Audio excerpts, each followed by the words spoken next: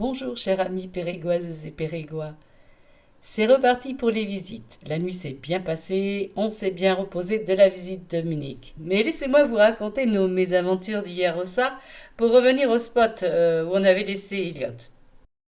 Alors que je vous raconte nos péripéties d'hier au soir. Donc on a été, on a mangé là-bas et tout ça, vous allez voir les images. Et puis à 22h on décide de rentrer.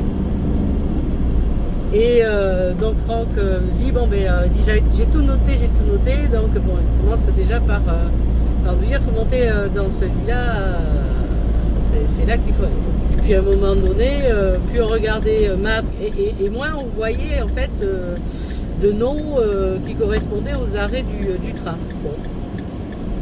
Et à un moment donné, Franck me dit oh mince, je me suis trompé de sens. On était dans le bon train mais dans le mauvais sens. Du coup, on descend vite à la station suivante histoire de reprendre le train dans le sens inverse. On s'assoit en attendant parce qu'on savait qu'on avait à peu près on savait qu'on avait à peu près 14 minutes à attendre. Et on puis, est dans la petite cabane éclairée. Ouais, au bout de quai, machin. Et puis à 22h 50, tout comme ça, à l'heure annoncée, on voit le train qui file et qui s'arrête pas quoi. Hé gars, oh on est là, arrête-toi, quand t'es parti. Enfin, on dit c'est pas vrai, ça se trouve il nous a pas vus. Alors ils ont peut-être des us et coutumes différentes des nôtres, c'est-à-dire s'ils voient une personne sur le quai, ils s'arrêtent pas. Ok, je regarde Maps, bon il nous annonce un autre train un quart d'heure plus tard. Bon bah on va faire attention quoi, on va se mettre debout au moment où il va arriver pour qu'il nous voit. Bon ben là il y a deux filles qui passent, qui s'assoient à côté de nous au niveau du banc. Nous on regarde, on était sur le téléphone en train de jouer. Et puis à un moment donné je regarde l'heure, ok dans 10 minutes il arrive, on va se lever. Je regarde à côté, je vois pas les filles. Chez son les filles. Je regarde au plus loin et en fait, c'était tout simplement qu'on était au début du quai et le train lui s'arrêtait mais bien avant quoi, 50 mètres avant quoi à peu près. Donc du coup on n'était pas du tout au bon endroit pour attendre le train et le train lui, il s'était bien arrêté mais bien plus loin, 50 mètres et nous on l'avait pas vu. Et pourtant l'espace était confortable, éclairé, il y avait des chaises. Ouais, mais il y avait la billetterie. On avait enfin bref. Donc on prend le train et puis alors là je regarde à peu près 1 heure de trajet supplémentaire parce que on va faire tout dans l'autre sens. Parce qu'on fait tout dans l'autre sens en fait. Donc on repasse par Munich pour repasser pour aller chez nous. Bon, on prend le train, on sait que ça va nous durer plus d'1 heure. On s'inquiète. Et puis à un moment donné, après Munich, Munich Est, très exactement, j'entends un message au niveau du train. Et puis d'un coup tout le monde se lève. Et puis il va au fond du train. Et là, mais qu'est-ce qui se passe encore? Et puis donc le train s'arrête. Tout le monde descend. Je dis mais Franck, il faut descendre là. Je sais pas ce qui se passe, mais il faut descendre. Et vite, quand les portes commençaient à se refermer, on était tout seuls. Et je dis si ça se trouve, on a pris un train qui s'arrêtait là quoi. Alors vite on descend et puis on se rend compte qu'en fait le wagon où on était, ils étaient en train de le décrocher et qu'il fallait passer sur le wagon à l'avant. À l'arrière. À l'arrière, oui, entre autres. À l'arrière. Voilà, alors du coup, vite, on appuie sur les boutons, ça veut pas s'ouvrir. La grosse panique. Et on finit par monter. Un gars nous dit faut appuyer là parce qu'il a été en panne. On monte et puis enfin on arrive à bon port. Par contre, il y avait un monde de malades, il n'y avait pas assez de sièges, on était debout. Enfin bon, c'est une horreur. Mais alors je vous dis pas, on a cru qu'on n'allait jamais y arriver, vraiment, hein, ça a été une tuerie le truc. Ça a été épique quoi. Ah oui, les transports en commun, ça a été assez épique. Mais Mais bon, ça reste un souvenir rigolo, quoi. Mais sur le coup, parce qu'on est arrivé, il était minuit, je crois, et demi. Minuit et demi quand même, depuis 10 heures qu'on était partis. Alors que c'est censé être 30 à 40 minutes, hein, je sais pas si vous voyez. Ah, mais ça a été épique. Hein. Pour ce qui est de la ville de Munich, honnêtement, je sais pas ce que tu en penses. Pour ce qui est de la ville de Munich, il y a des endroits sympas, hein, la place où il y a effectivement la grande église avec les petits bonhommes qui... Là, c'est assez impressionnant quand on arrive. Mais honnêtement, on n'a pas... c'est personnel. Hein. On a eu du mal un peu à accrocher. Ouais, on a eu du mal un peu à accrocher. Mais bon, ça c'est personnel. Ça nous a paru assez austère, mais... Ouais, et puis je sais pas, je m'attendais à une ambiance plus festive, quelque chose de plus, mais tout est tourné vers le fric en fait, j'ai l'impression. Quand on est dans une brasserie, on essaie toujours de te faire consommer encore et encore et encore. C'est pas lié qu'à Munich d'ailleurs, hein, beaucoup partout. C'est vrai que ce rapport à l'argent est, je trouve, un peu malsain. Et honnêtement, il y a eu des bons moments aussi. Il y a beaucoup de musiciens d'ailleurs dans les rues. Beaucoup de monde à Munich. Beaucoup de monde. C'est marrant. C'est vrai que ça ressemble beaucoup à 1663, celle-ci. C'est joli comme tout. Ouais. Tout d'un coup, c'est gai. Voilà, c'est ça qu'on vient chercher en Bavière.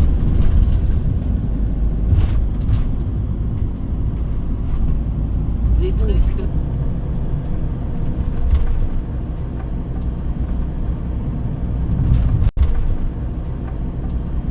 On va se diriger et voir le château de Possenhofen. Alors c'est le château d'enfance d'Elisabeth de Wittelsbach, plus connu sous le nom de Sissi, l'impératrice.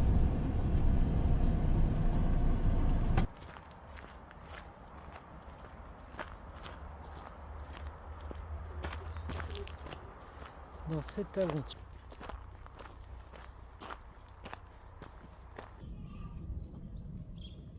Sur la route du château de Sissi, une belle demeure.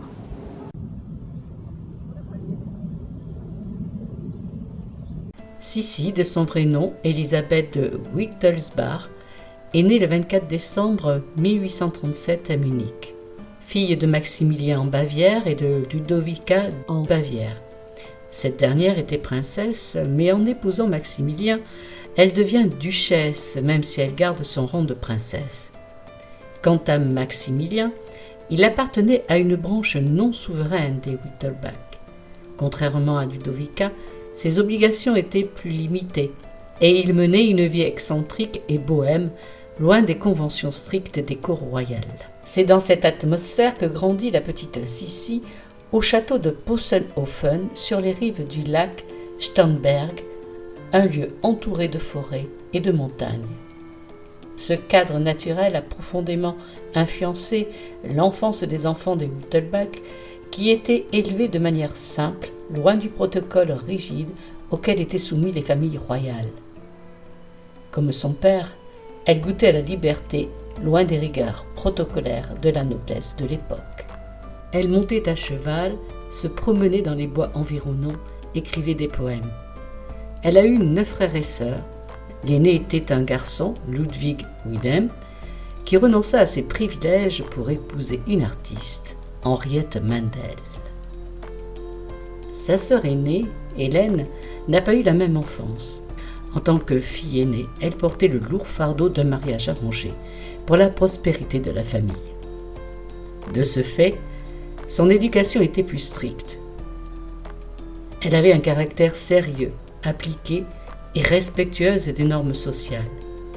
Elle était également très proche de sa mère et, si à la différence de Sissi, elle se conformait aux attentes de la cour et aux obligations protocolaires.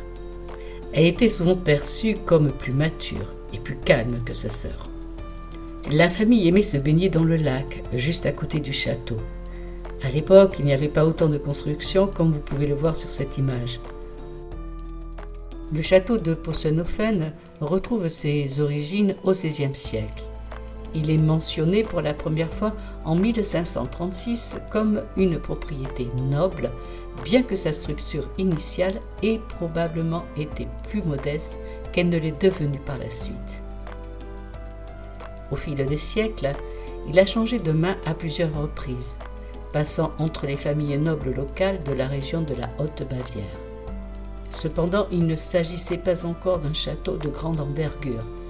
Au XVIIIe siècle, sous l'impulsion des nouveaux propriétaires, le bâtiment a été agrandi et rénové, acquérant ainsi un statut plus prestigieux. On ne voit qu'une petite partie du château, le reste est clôturé d'arbres qui empêchent la visibilité et protègent les propriétaires, de nombreux visiteurs très curieux.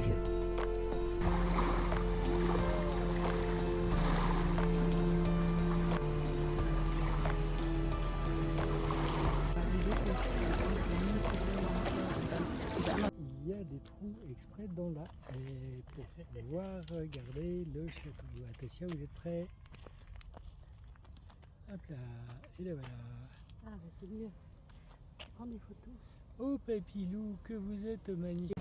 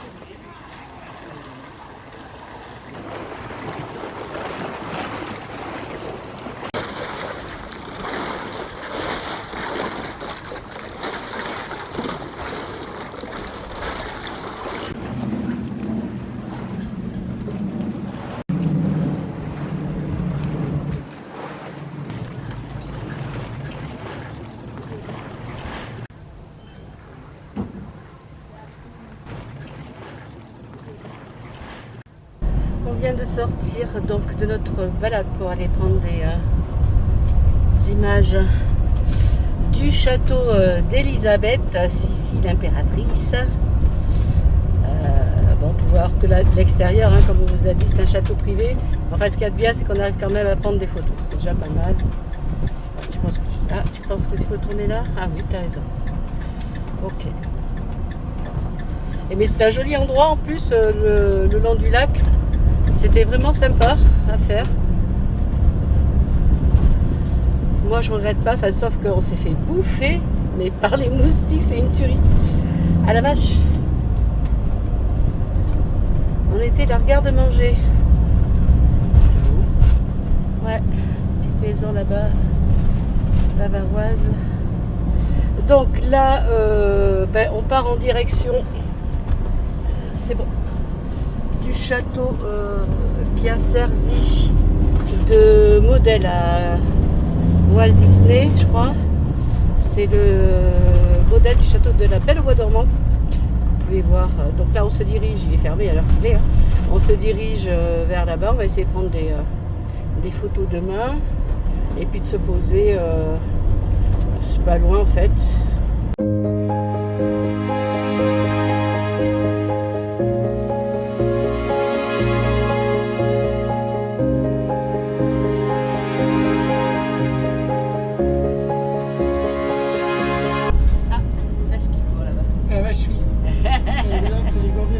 Parce que là, mais en plus c'est gueule.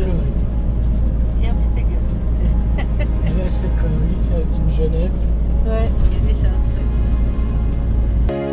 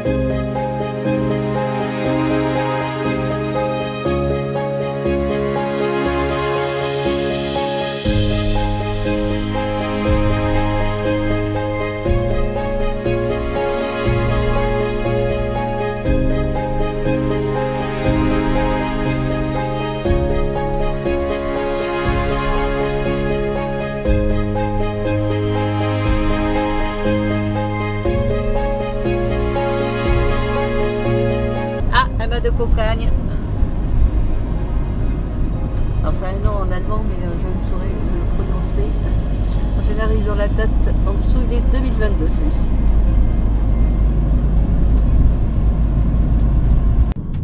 T'es sûr de toi là?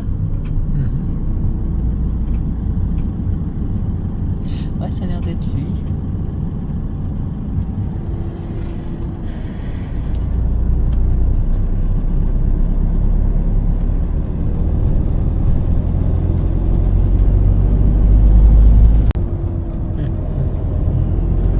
C'est autre chose.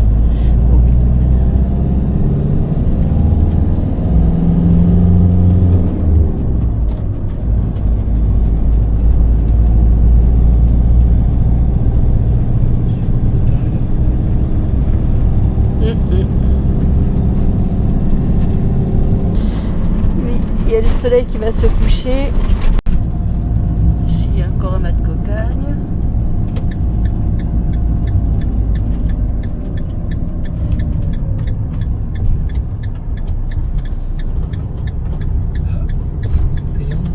C'est un truc payant. Alors, il n'y a pas d'électricité. C'est ici ça. D'accord, c'est pas ça. C'est chouette là.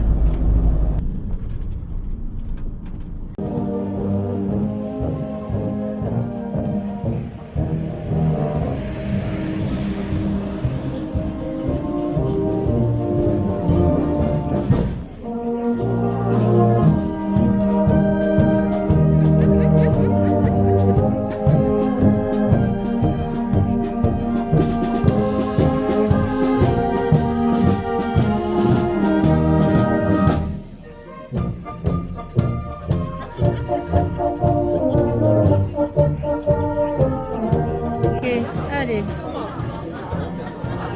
Prosit. School. Skål. C'est la bière du soir, toujours.